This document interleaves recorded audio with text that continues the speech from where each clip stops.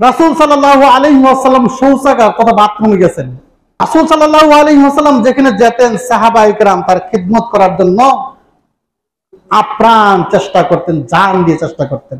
রাসূল যখন শৌচাগারে গিয়েছেন, আব্দুল্লাহ ইবনে আব্বাস রাদিয়াল্লাহু তাআলা আনহু ছোট ছেলে সঙ্গে সঙ্গে এক লোটা পানি রাসূল সাল্লাল্লাহু আলাইহি ওয়াসাল্লামের শৌচাগারের সামনে নিয়ে উপস্থিত। রাসূল সাল্লাল্লাহু আলাইহি ওয়াসাল্লাম বের হয়ে যখন দেখলেন, রাসূল সাল্লাল্লাহু আলাইহি ওয়াসাল্লাম খুশি হলেন। খুশি হয়ে দোয়া করলেন, আল্লাহুম্মা ফাক্কিহু ফিদ্দীন, ও আল্লাহ এই ছেলেটাকে তুমি তোমার বড় একজন ফকিহ, তোমার বড় একজন জ্ঞানী, একজন বড় আলেম বানাও। ঠিকই আব্দুল্লাহ ইবনে আব্বাস রাদিয়াল্লাহু তাআলা আনহু এত বড় জ্ঞানী হয়েছিলেন, কোরআনের সর্বশ্রেষ্ঠ মুফাসসির বলা হয় কাকে? আব্দুল্লাহ ইবনে আব্বাস রাদিয়াল্লাহু তাআলা আনহুকে। ওনাকে বলা হয় রাইসুল মুফাসসিরিন। কোরআনের কোন আয়াত যদি কেউ না বুঝতো, জিজ্ঞেস করতো কার কাছে? আব্দুল্লাহ ইবনে আব্বাস রাদিয়াল্লাহু তাআলা আনহুর কাছে। তাহলে কত বড় জ্ঞান আল্লাহ দান করছে, কার দোয়ার বদৌলতে? রাসূল সাল্লাল্লাহু আলাইহি সাল্লামের দোয়ার বদৌলতে।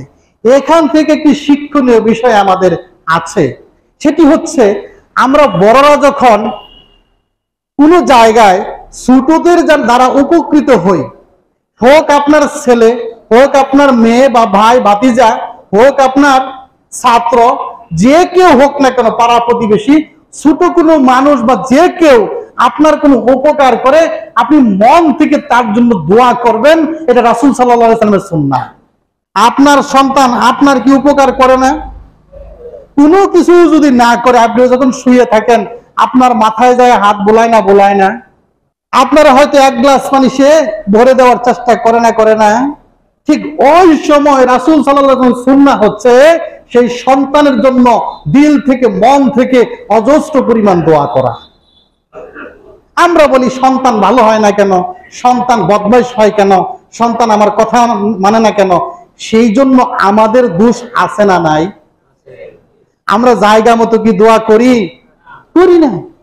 সারা দিন যখনই পাবেন বাচ্চার জন্য দোয়া করবেন, বিশেষভাবে যখন সে আপনাকে খুশি করবে, এই খুশির উছিলাতে আল্লাহর কাছে মন খুলে দোয়া করবেন।